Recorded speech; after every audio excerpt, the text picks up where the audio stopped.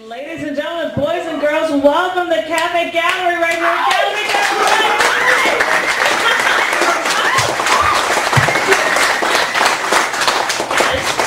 I get all excited because, you know, summer solstice. Oh, and you've got, is that my beer? No, my beer's over there. See, we're in the land of needing beer because Gallery Cabaret is double plus awesome. Tressa's awesome. You have to keep her busy. Oh, yeah, keep that woman busy. And I've got my beer. And for anybody who's interested, I've brought a beer stand, this awesome column. So if anybody's like, I'm too parched and can't handle it, you got a spot to rest your beer while you're reading. So I want to thank all of you for coming by early. I know nobody wants to get here early. And I want to double plus, triple plus thank our phenomenal features. Got a great set. Please give it up for Esteban. Hello.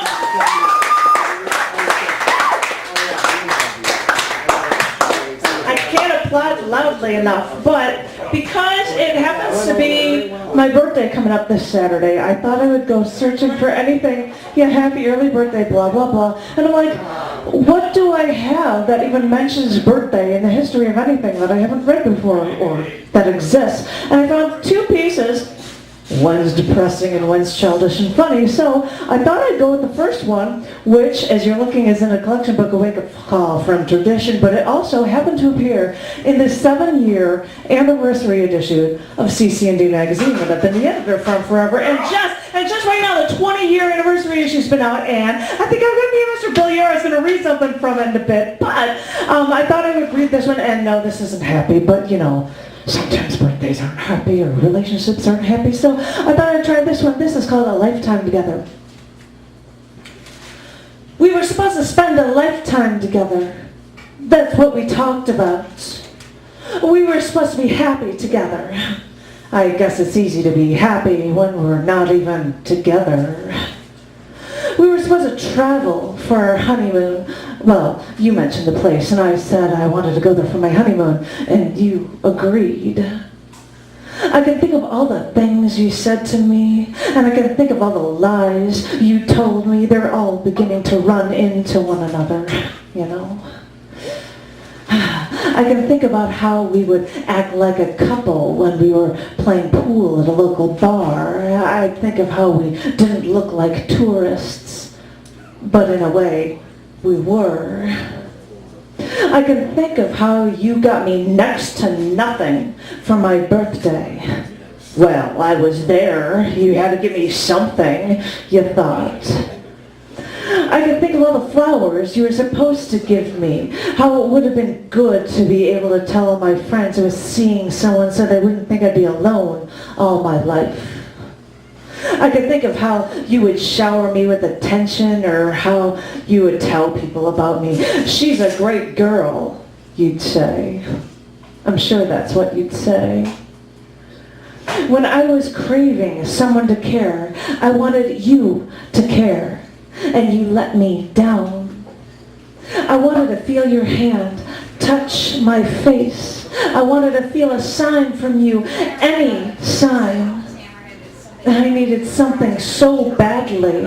And all I got from you, well, was nothing. I didn't even get a sign. So, happy birthday, I think, when I think of all the people who said they cared but didn't. That's all I think of.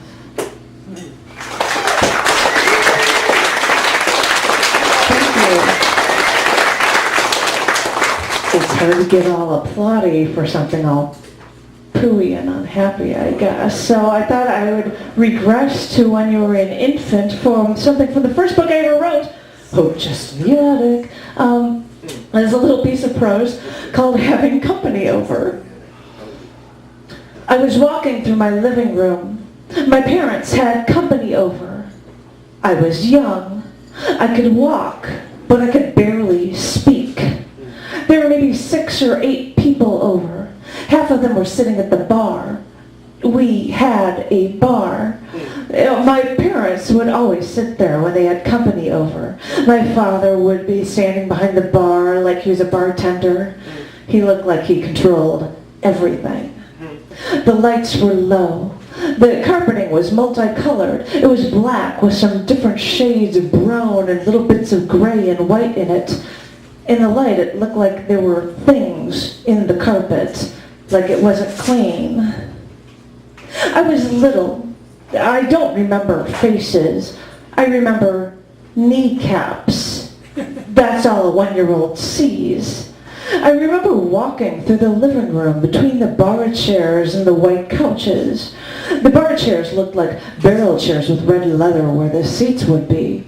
The white couches looked old. They were my grandmother's. And I was walking, and as I was walking, a woman came in front of me. For some reason, I think she had short blonde hair, but all I really remember was that she was fat. She had fat kneecaps. She asked me when my birthday was. I said, June. I remember that she got so excited that I told her that my birthday was in June. She turned around at the bar and started telling people that I told her that my birthday was in June. I couldn't understand what she was getting so excited about. That's okay. And now back to the other stuff I do with scars, because every once in a while if somebody submits a chapbook, if it is long enough and I think it's cool enough, I might even turn it into an ISBN book, like Kyle Hemmings here, with the great title, I Was Charles Bronson's Secret Hostage. And there are a bunch of prose pieces of this guy, and a guy that's a regular, I think, with me, has a lot of stuff coming out right now, including Erasable Bond, which I'm kind of excited because normally we have a cc&d cover with the guy with the little bar, you know, that barbell, I'm the man, on top of a globe. And I said, well, with Erasable Bond, when you've got a picture of Adam and Eve being kicked out of paradise, I thought I'd put a picture from my wedding with us at a trellis on top of the globe. So goofy stuff, but there are a bunch of really cool poems in here. And if you wanted to know anything about Scars Publications, http://scars,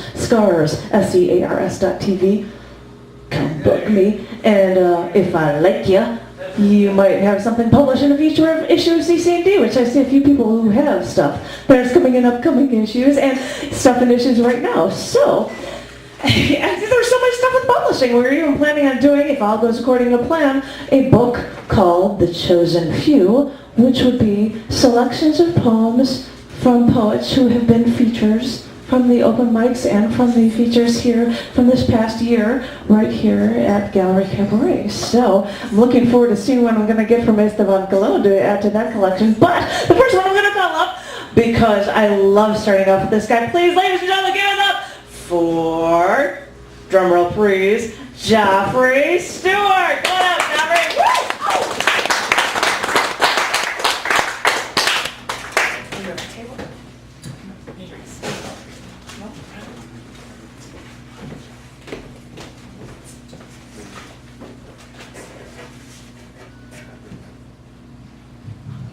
I'll read two, one of mine. This one is from the newsletter, More Than a Paycheck, Refusing to Pay for War. The poet is Anya Adler Fries. She danced on Broadway, and for one, among other things, and lives below the taxable level in order not to pay taxes for war. I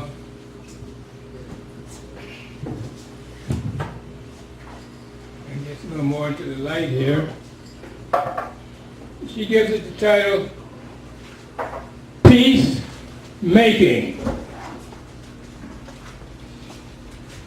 People carry their hurts, their passions so crudely, precious cargo, afraid to drop them, afraid they'd be trampled or overlooked if they don't defend their turf. Even the master of the towel defends his turf, his opinions, his certitude, while urging us to merge into the great ocean of being. It's a turbulent ocean. Explosive force powers this universe. Seeing the great clouds of gas, the blazing stars, how can we long for peace? How can we not?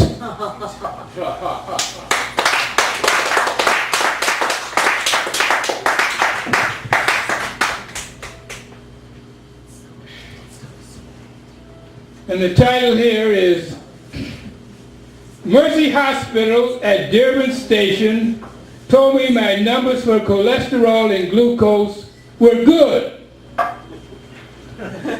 In two parts. One. Sometimes the best things at a Prentice Road book fair are free. Not merely merciful blood testing, but also books, particularly ISBN 978-8024-0850-1, Hitler's Cross. Although Erwin W. Lutzer uses his Christian superstition to find Satan in a swastika religion, whereas I use satanic metaphorically. And going through it, bearing Lutzer's cross evangelical, can sometimes load some burden on the patience of a free thinker. Part 2. In a godly mood, the Reverend Lutzer, published by Moody, tells us God killed the Jews. God killed the Jews. A lovely idea, especially if we don't know how to fault God. But that might seem to make sense, because no paper trail beloved by lawyers connects Hitler to the Holocaust. Although if you believe in newspapers rather than God, you can make anything stick, like sticking it to Mary for a virgin birth. For atheists, theology is fun. And I'm having fun. More fun than those people who got drunk at a wedding where Jesus turned water into wine.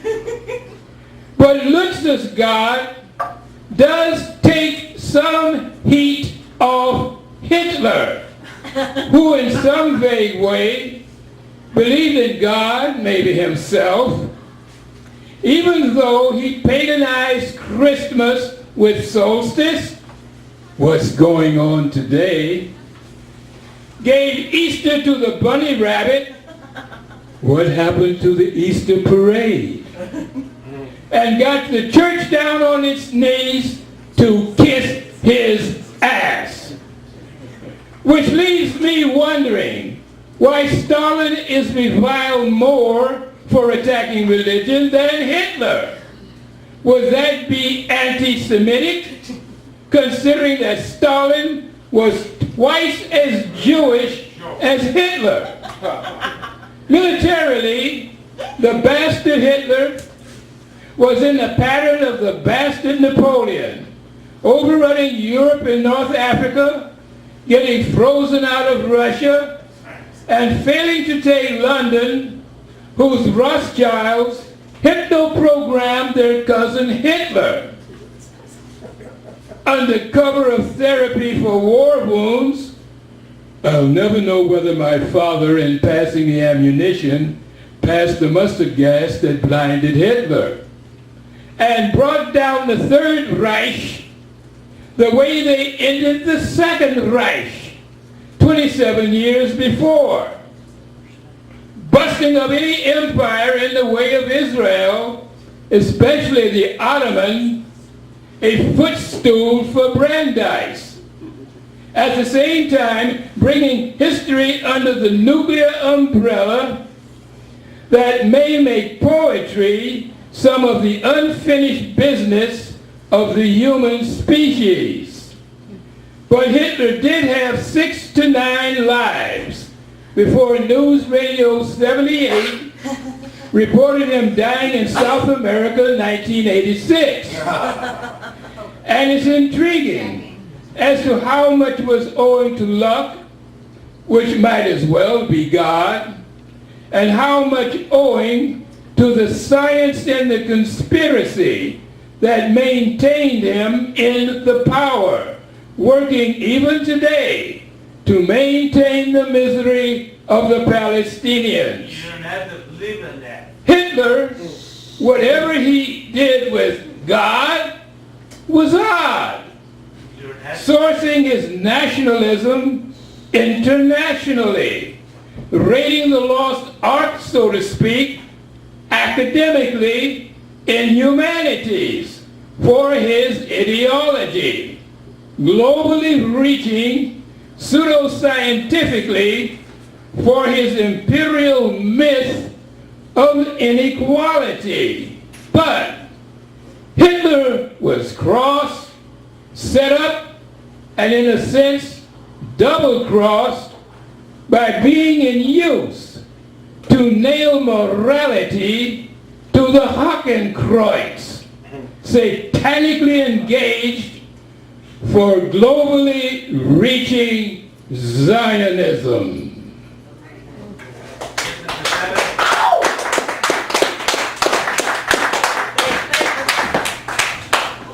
All I can say is just really enjoying the way you said the lines. Atheists think that theology is fun. I am having fun. And it's just very great how you just said that. I thought that was very cool. Sorry. I'm just stuck on that, but just, I am. Sorry. I know. Everybody's all competing and talking because it was a very politically, religiously. He's like, me, I was. Waving to you. Hello. Well, hi, cutie bones. Hi, Allie, you're just so adorable. It's hard to see because we've got these great old lights, but the one I really want to put up in the lights now is my handy-dandy, ultra-sexy, beautiful sidekick, so please give it up for Mr. Robert Briscoe, Mr.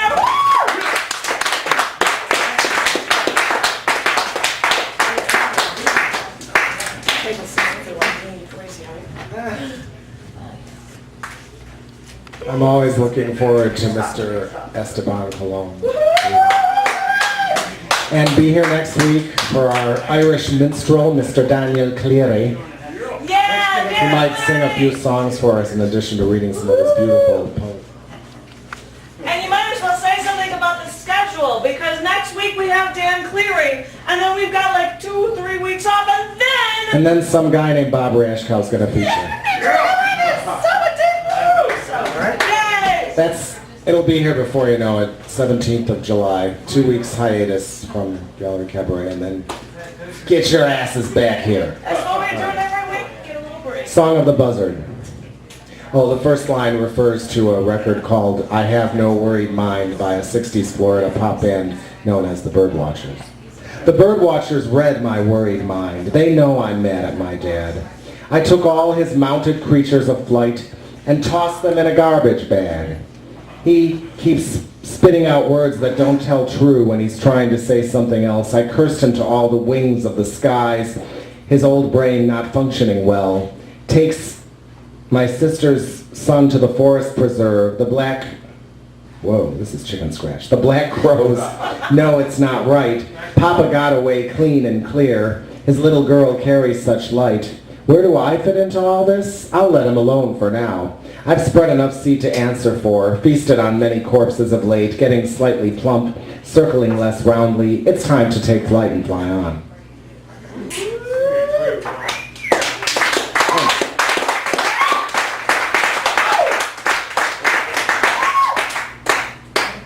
And this one I read 2 weeks ago, so Mr. Stewart has already heard it, but he knows whereof this poem speaks, so he'll probably appreciate it again. It's called So What? In a dark little alcove bar on the south side of Nashville, I never would have guessed that I would find some little thing in here. Because I was convinced I was just killing some time.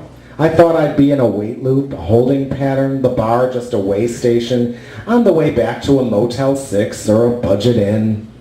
The beer spilling, the nervous laughter, the Johnny and Dolly lookalikes forming carousel patterns around and through me until I begin to get the slightest bit dizzy and need to find a map to navigate homeward.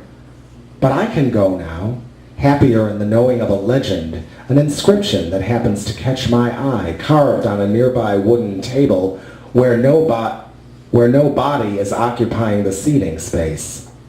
Mark Smith was here.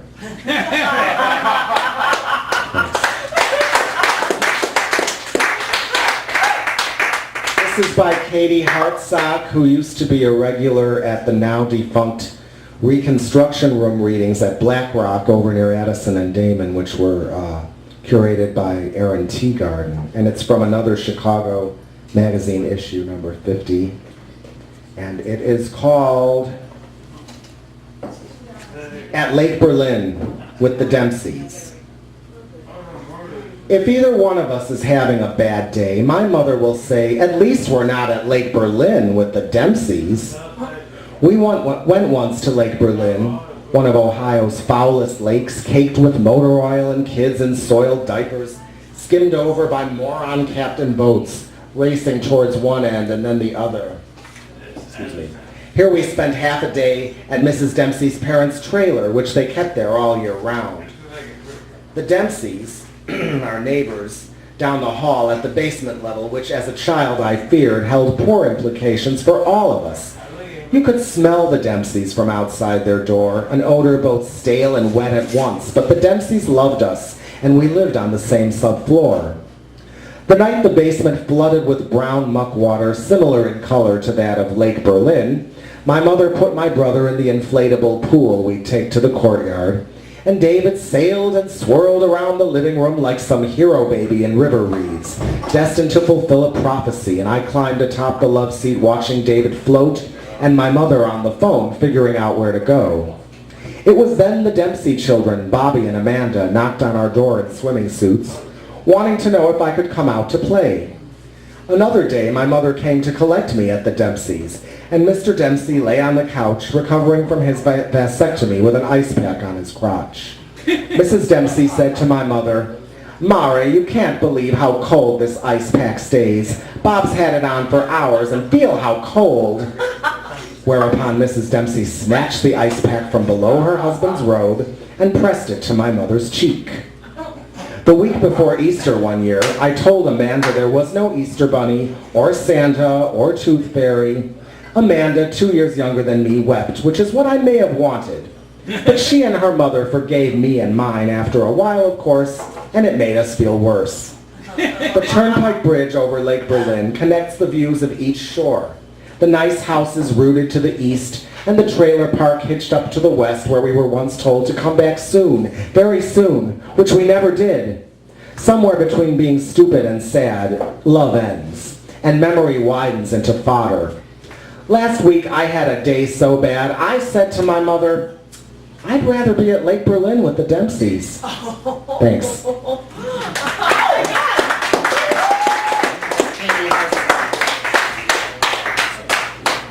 Awesome.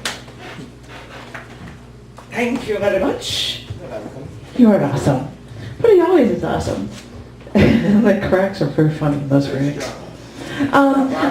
Before I called up the next writer, I thought I'd try to do something not only birthday related, because I like to say birthday stuff right now. I thought I would also say, for those who didn't know, I happen to be writing right now poems for every element in the periodic table, which is all science-like and such, but you try to make it creative and you learn something different. And I've read these before, and I don't think my feature, I don't know if he's heard it. So I was going to do number 74 in the periodic table, and this is Tungsten. Oh yeah, tungsten.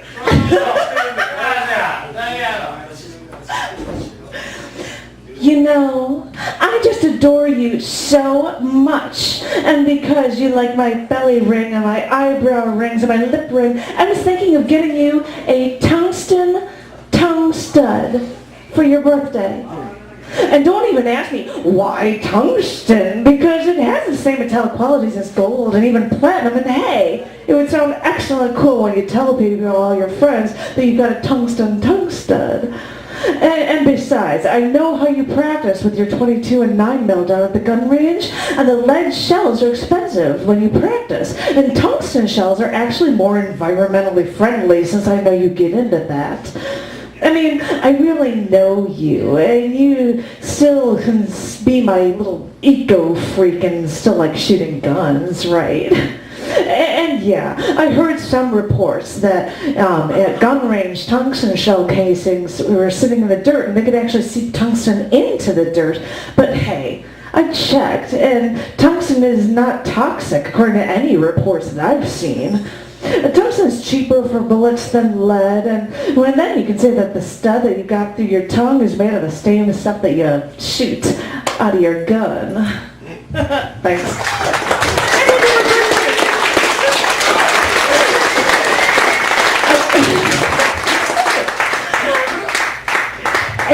And you've got excessive clapping for the next person I was going to call up, Mr. Bill Euro. Yeah, and I'm actually going to ask him to read. Come on up here. I was actually going to ask him to read something because he happens to have something in the 20-year anniversary issue of cc&d because I've just started a section called Chicago Pulse, and it has a highlight of the Chicago writers. So I'd love it if you read that as well as whatever you want to read. Give it up one more time for Bill Euro. Happy upcoming birthday.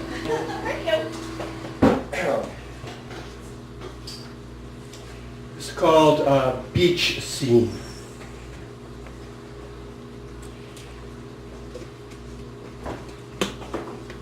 Larry works the concession stand near the pier. He treats his younger brother like shit. One time Frankie sat on a bench in the sun for 3 hours waiting for his brother to get off work. I still dream about Frankie's sunburned shins.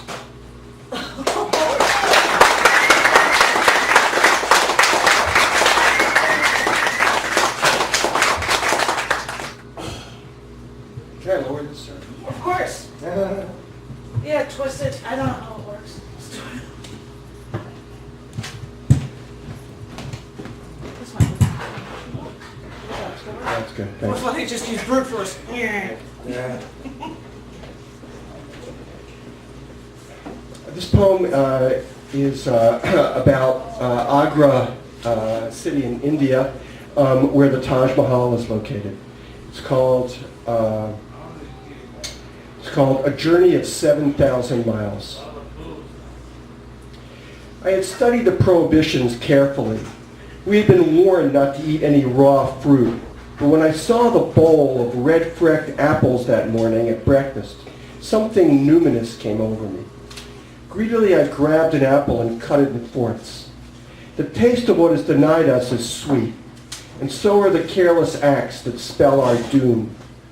Love must have seemed so as it steamed out of the primitive soul. In the land of amorous gods who balance on bubbles of swift bliss, it's the elephant who most knows about restraint.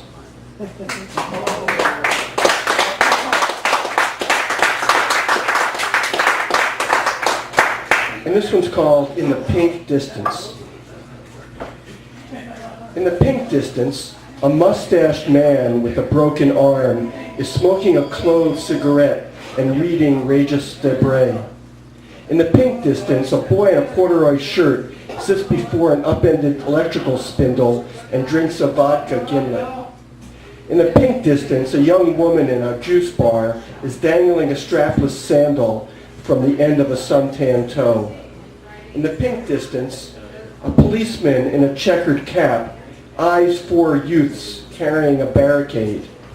In the pink distance, a paperback copy of The Will to Power leans against a shocking edition of Kafka's Letters to Felice.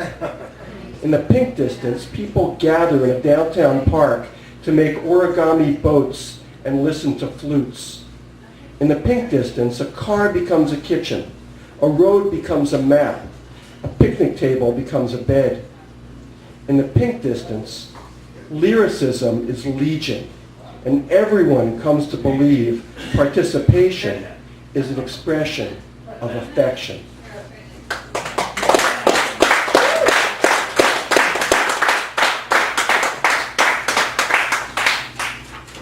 And this last one is called The Rest Nowhere.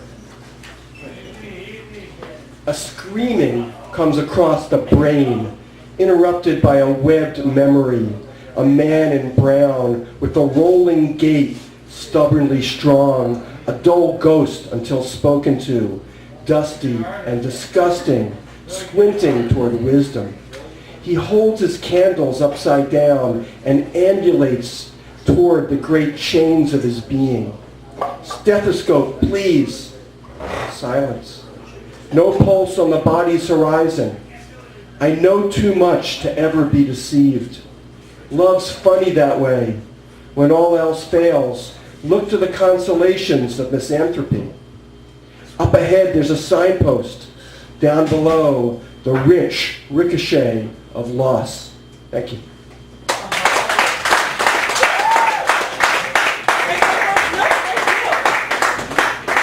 And definitely my cc&d. Thank you very much. My precious CCDs, like, can I buy this? I'm like, well, I don't have one of those copies. If you want to buy it, order me another one. They're available for sale at lulu.com, or if somebody wants to buy this one off of me, they can. And I'll buy myself one again later. I can do that. And that's the thing. Every once in a while, if I hear somebody that I happen to like the writing of, I'm like, hey! Come on, give me that and I'll put it in a magazine. You can be in an 84-page perfect bound regular magazine issue, and you'd be on the web and be all groovy cool. And in fact, there are a couple people that I've got things from, and one of them, I recorded the ones that I accepted. He's like, oh, I'll read them here, and last time we were together, he read a couple pieces, which was double plus awesome. So if you've got stuff that you were interested in submitting to a magazine that you happen to have to read here, come and bug me for an email address or anything. And I'm just sitting here talking, and I'm swinging this bag that I think I got from Charlie Newman forever ago when I took over this open mic, because this is a bag that you are supposed to put your life savings into for our phenomenal feature this evening for Esteban Zivicolon. And I'm like, I'm just going to start throwing money into it, and I'm going to pass it around, and I am not going to let the open micer who is up next get off the hook, even though he's not going to be able to give me money right now. But please, ladies and gentlemen, give it up for Jerry Pendergast. Can't speak. Jerry, get up there.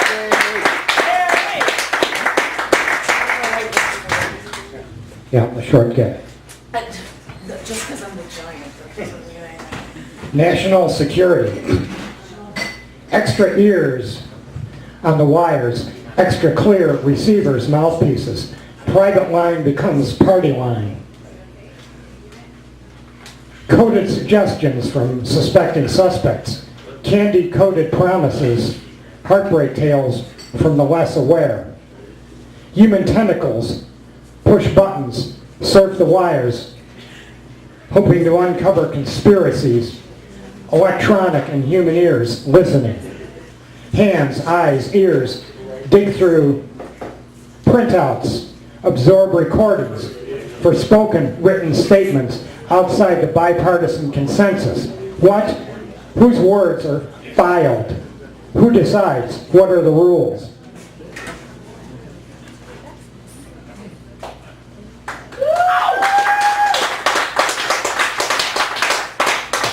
Now that I have you all in a patriotic mood, remember 1986 was the 100th anniversary of the Statue of Liberty, and they had a big celebration.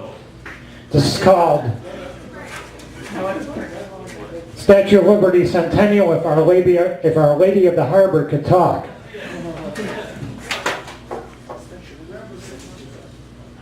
Cleanse me, smooth me, polish me, leave no trace of smoke from ships that carried the accepted and the turned away. Speeches, music, a panoramic view, fit for every channel. Give me some melodies, choke sweet, no bebop, no hip-hop, pan the camera away from that street, where a bed is a playground bench, is a sidewalk next to a pawn shop. Make me over, fit, for any weekly magazine. Want to look like a 100-year-old high school prom queen.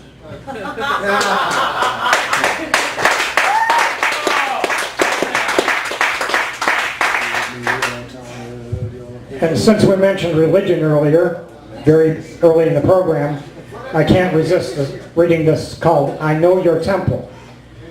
I know your temple was flexed, your finger next to your ear when you spoke, then stopped. I walk with the words I imagined you were looking for. Should I ask if my guess is accurate, or should I assume?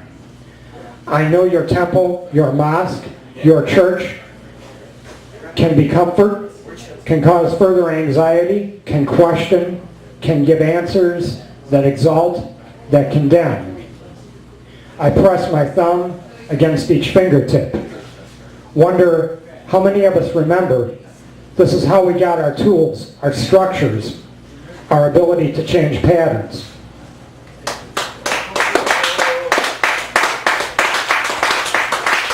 Hey, I read this to 3 people. 3? Yes, at the, what do you call the academic eligibility, greatest GPA. There were 3 poets and 1 poet's spouse. It was Friday evening then, but I'm thinking Wednesday is also a big party night, especially during the summer, so I'm going to read Friday evening. Friday evening paints horizon melon, rusty red, then navy blue, draws bodies into weekend streets. Like armies of atoms seeking to form molecules, some prefer temporary, some permanent. Sex dreams, money schemes roam through skulls. Eyes scan rows of bar stools, pool tables, sidewalks. Scan guests at cultural events for singles. The mobile meat market. And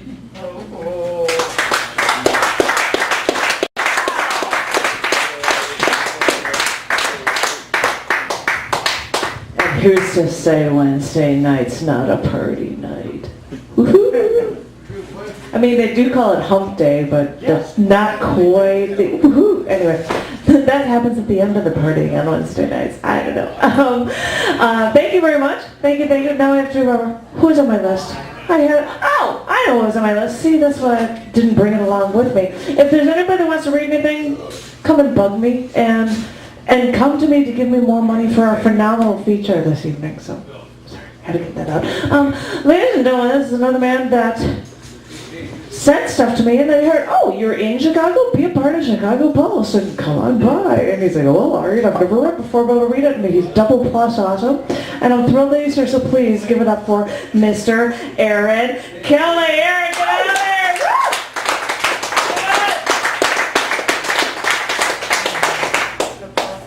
And I forget that I'm like giant tall, so I think you're not tall. All right, am I projecting enough for you? Oh yeah. This one is called Making Movies, and the title comes from a poem from a 70s band called Dire Straits. It's from one of their songs, and the chick I wrote this about was somebody that I went to school with, worked with. She was a young girl, and she happened to turn out to be one of those people that was a lot wiser than her years. She looked like she could have been a movie star or a character from a Dire Straits song. She had that kind of body, walking on sugar-ripe beaches in Florida, wearing a bathing suit that flattered her. I thought about hitting her up once, but the redneck in her wouldn't let her love brothers. Maybe her mother had something to do with it. Her mama was too busy letting men in and out of her bed to be a parent, so Michelle found love in rock songs instead. Michelle might have been named after a Beatles song, but Bonnie Raitt's blues lived in her blood. 4 months Michelle and I worked together, delivering the college newspaper at LSU. Our van always running on heavy fuel. I never said a word. I was getting over a broken heart and trying to buy into the white man's myth of the white woman as the sacred flower of womanhood. So I just did my job. But one day at work, I just said, fuck it, and finally got the courage to talk to her. Michelle responded and never stopped talking. Her puppy dog eyes became even sadder whenever she saw someone walking around campus. Michelle wanted a dog too.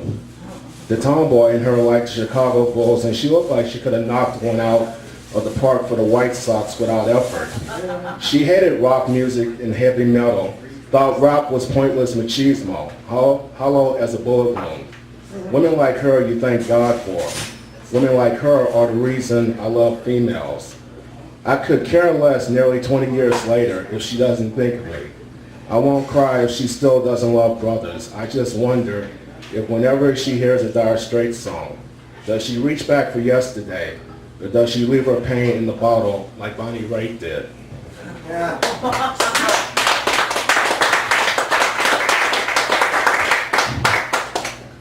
Red line, Howard stop. All right. She's singing to herself as we're waiting on the train. At first, I couldn't tell, but it doesn't matter. I enjoy being her audience. Now she's rapping, and it sounds nice. Not hackneyed in a white girl trying to be down kind of way, but in a pretty fly for a white girl kind of way. I looked at her hair, and I'm tempted to call her Carrot Top and get her attention. But I prefer to bob my head to her melody as we ride.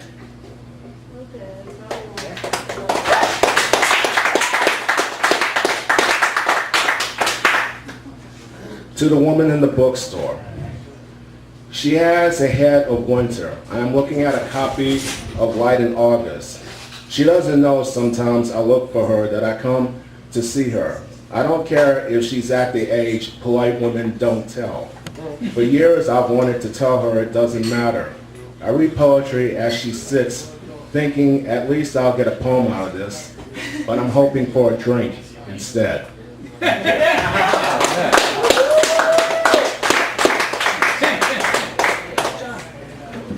Thank you. I'm running around like a fiend, and I should have a jacket, but screw it.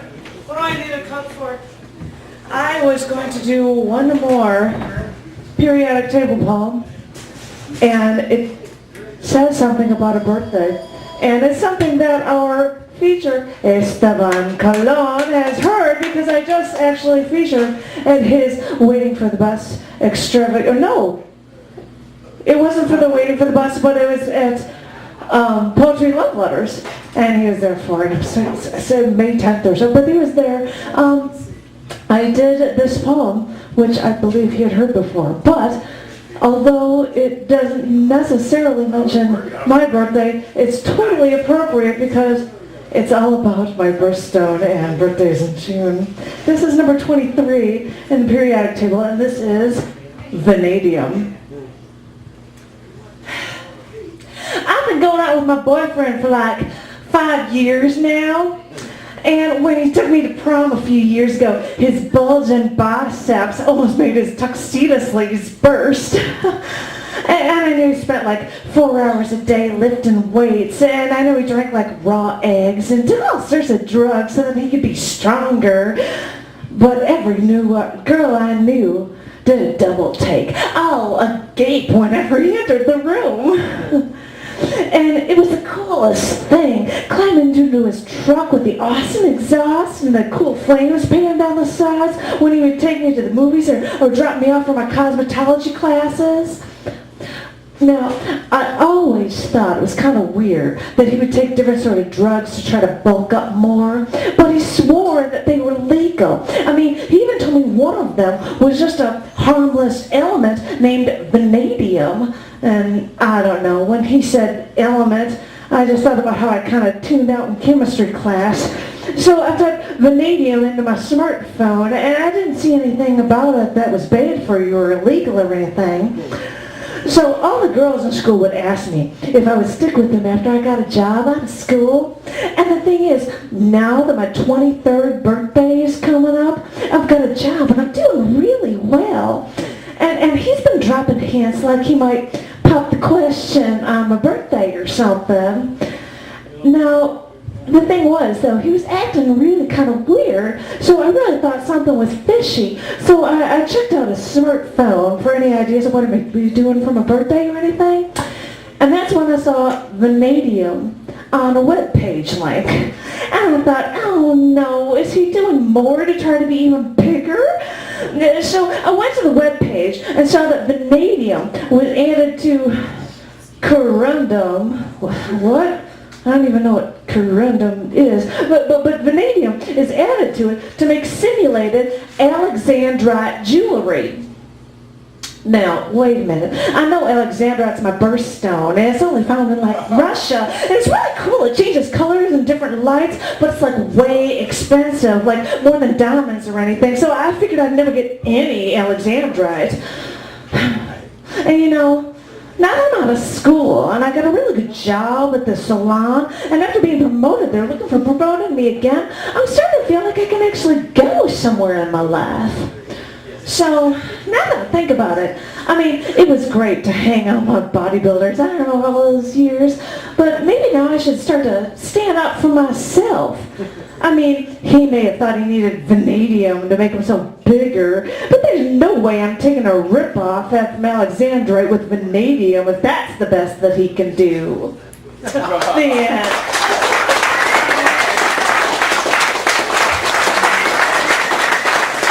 Vanadium. You come up with the odd things that vanadium might be for, and that was the thing. When I got married, I said, I'm sorry for my wedding ring. I'm going to have to get an Alexandrite just because I'm never, ever going to get it. And sorry, I'm never divorcing you because I'm never giving up this Alexandrite and this stone. Sorry, but I thought it was a bad. It totally is. And now I'm going to give it up for my other cool, awesome, hot chick woman on track. Please give it up for Annabelle Echo. Come on!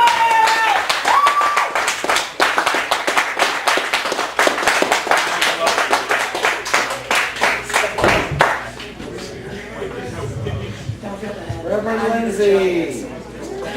Yes, I have to wear boys' jeans.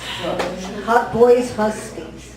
You know, I actually did that once. I was shopping and I found your girl pants. They said, you get another pair for half off. And I'm like, nothing fits me, so I had to buy men's pants. Yeah. In order to get long things. Because the sizes don't fit right for me. Otherwise, you have to get those god-awful stretch jeggings.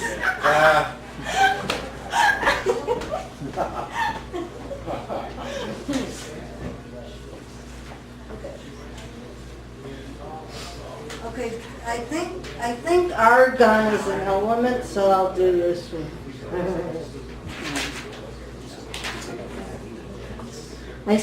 This is Tilting at Windmills, a Judge David Windmiller poem.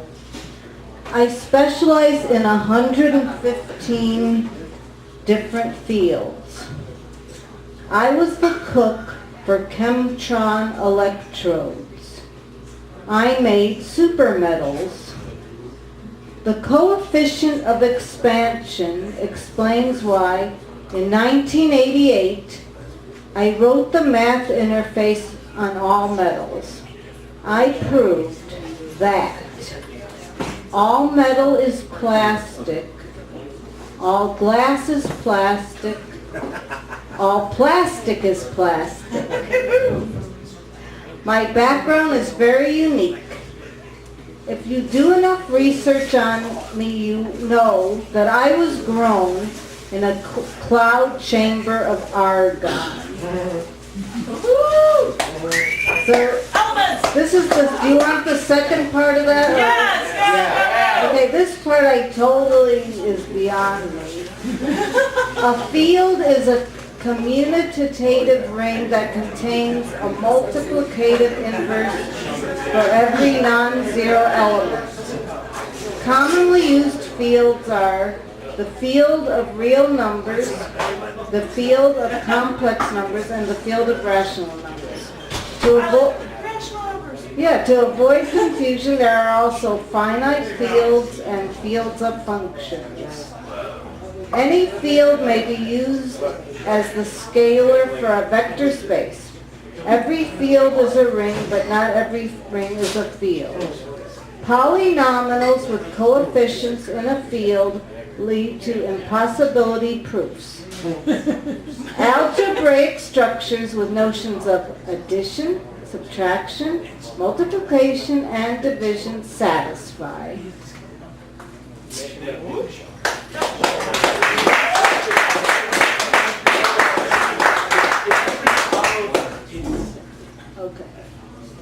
Communicatives. Okay, now this one is a work in progress. It's actually not finished, but I'll read what I have so far. Okay. Prism 10 versus FISA 32. Okay. Behind the scenes, electronic communications expose 5 suspicious empty seconds.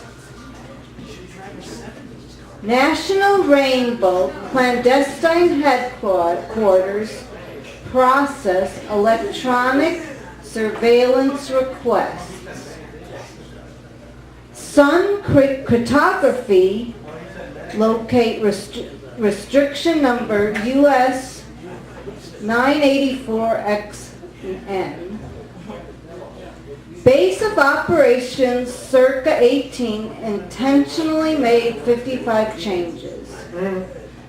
69 computing instructions exposed resident number 227. Monitoring agents transmit intelligence data to signal investigations. Algorithm cipher collections analyze all encrypted leaks. Thank you.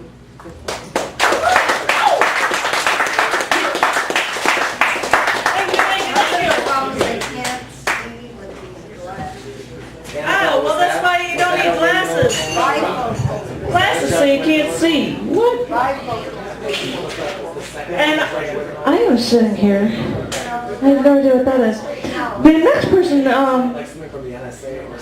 James, aka Poetry, I believe, when I look at my schedule, has a feature scheduled here on September 25th, which happens to be my sister's birthday. But, you know, I won't hang out with her because I'm going to be here to see that performance. So please, ladies and gentlemen, because right after this I'm going to have to be reading with Esteban Calhoun, which I'm so looking forward to. But please, give it up for James. Come on up here, my love.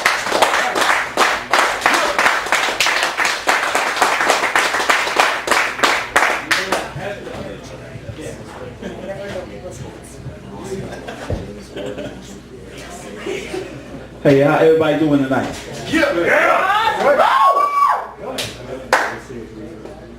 My heart is beating hard. The words that I spit, it's gonna go hard. The streets of Chicago is paved through the path that I've been through. The society of the block rise that locks down the community rise that make common sense and nonsense make nonsense where I came from. Watching black lives and watching kids cry from the crash tears, they eyes closed down. While daddy's out there doing what daddies knows best. While mama's out there doing what mamas knows best. So I live life like it's no tomorrow. Watching the liquor stores outline and watching the man that drinks his night train. He come with a knowledge. His hat is caught low. Never think about the pain. And please, the people's on the bango, they're trying to get knowledge of what they come from. The black lives is still cries out. The young kids is walking around with gunshots and still they trying to think about what's going on. Taking our community back, I realize I talk this nonsense. That's what's up.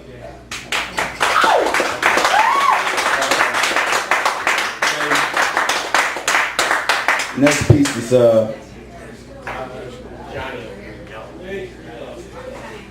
maybe she been through a pain that she ain't never seen before. She said ain't no more good guys out here in the community that she live by. So she shut down. She shut down what's inside her. She shut down what's around her. She shut down everything that's been around her. She shut it down. She shut down the kids that's out there crying for milks and things she ain't never did. So she walked the block with a pain inside her eyes.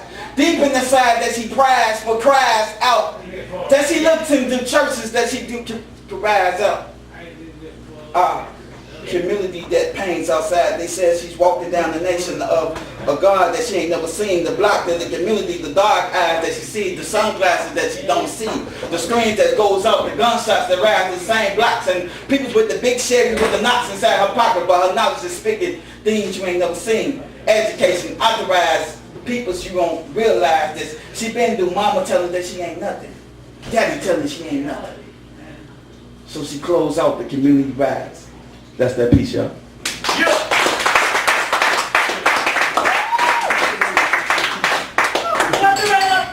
That is why he's so awesome. And that is why that man, I'm looking forward to hearing him. You should meet him more often. You totally should. You have no idea. It was awesome. That's so unfair. I give them like awesomeness, right? And they just come in and they're like, oh, just go when I. So I'm looking forward to seeing you.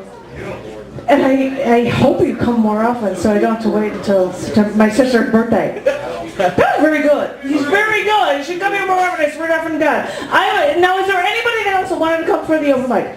Double plus, triple plus stacking, because I'm going to do one final piece that my feature is going to help me with, and then we're going to take a little break. Get on up here, it's like, yeah.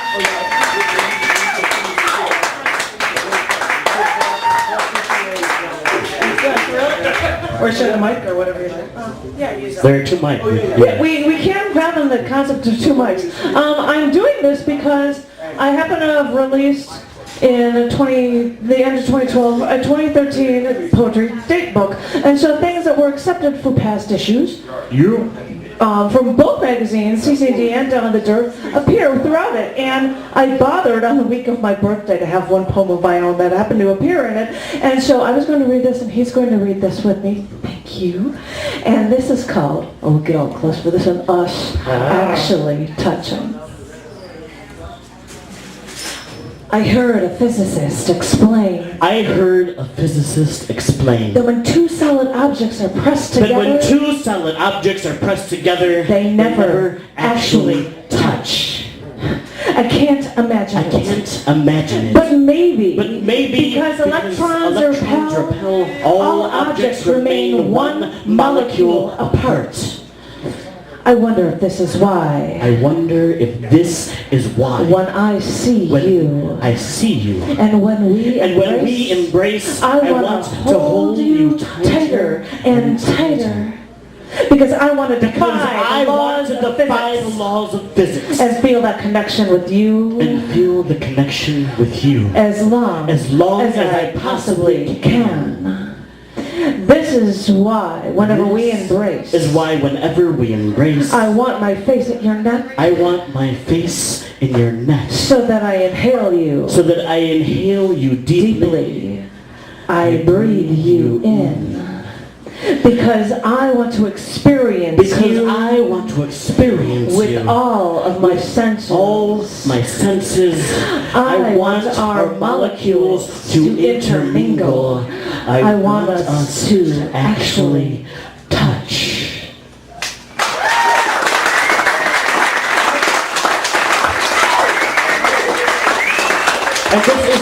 And this isn't planned, but I need you all to help me out before we go to break. I'm stealing this. I hope you don't mind. Yes, no one. All right. It is Janet's birthday on Saturday, so y'all better follow me. Well, I'm going to put my hands out, and you're going to start singing Happy Birthday. 1, 2, 3. Happy birthday to you. Happy birthday to you. Happy birthday, dear Janet. Happy birthday to you. And many more.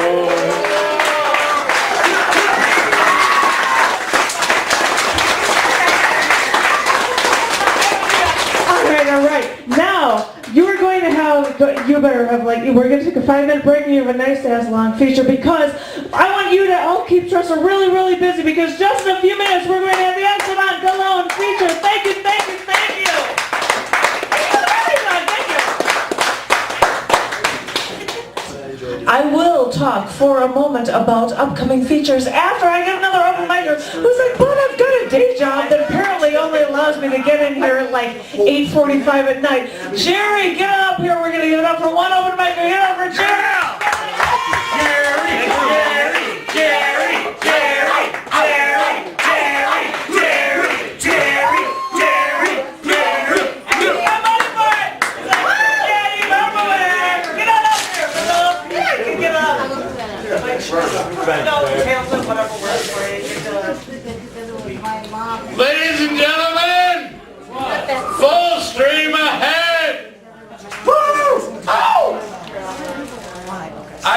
very short. I met a very beautiful woman 2 days ago at a bar. Sort of like this. Hi, my name is Jerry. What is yours?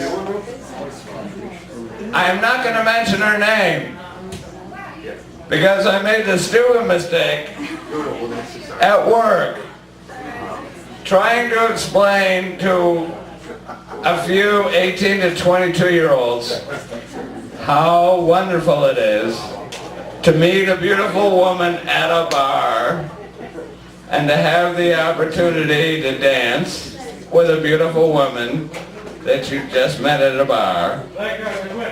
And one of them asked me, did you do her?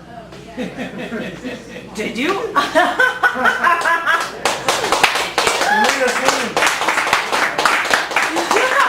Well, I'll answer the question, but please remember the subtext. Please remember that I work for a school and there are 18 to 22-year-olds in the room when I need to answer the question, did you do her? I happen to be 27 years of experience at the school. I happen to know about sexual harassment. I happen to know that I made a mistake mentioning that I had met a woman at a bar and that I danced with her. I am very happy to relate that that woman isn't here tonight because she'd be so embarrassed of what I said.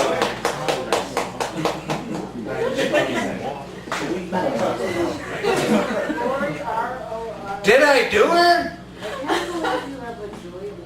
Well, A, that's none of your business. B, I would never consider what you thought you said to be properly pronounced by did you do her. what? C, I'm a gentleman. And D, What? D what? the next morning her lawn was wet. And I will say nothing more about that particular encounter.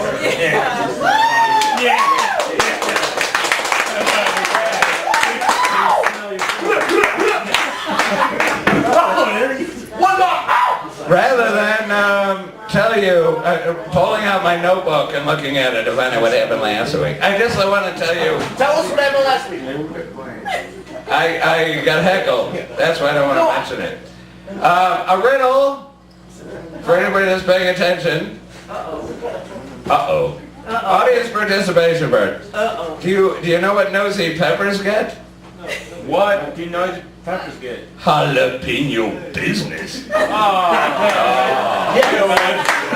It'll be good when you tell it tomorrow. My girlfriend, not that woman, but my actual girlfriend has this tattoo of a seashell on the inside of her left thigh. And it is so realistic that when I put my ear against it, you can actually smell the ocean.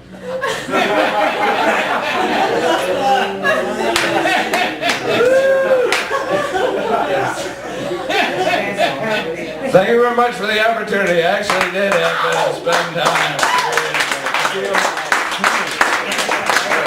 Contribute to the hand.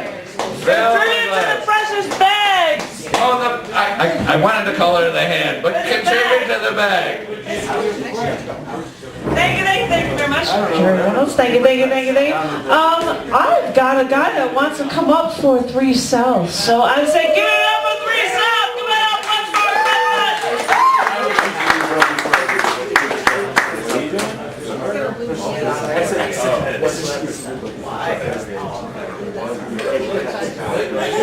All right, everybody. Thank you for letting us take this moment to come up here. I'm coming up with 3 South.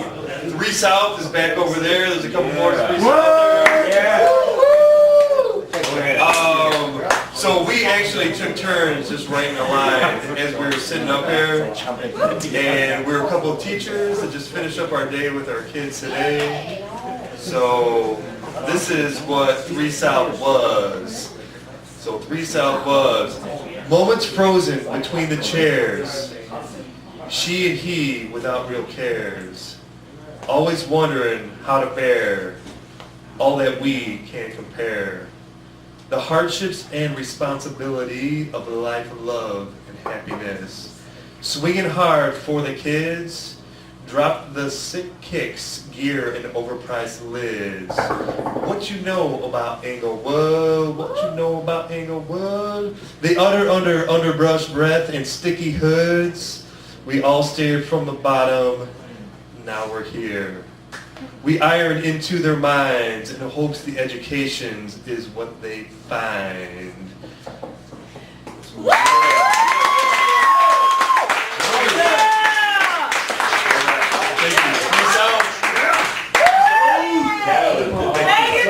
Thank you all so very much. Yeah. Thank you. And now I've got to do my technical BS. So, but once you I don't think it was loud enough for originally for our feature. Give it up for us and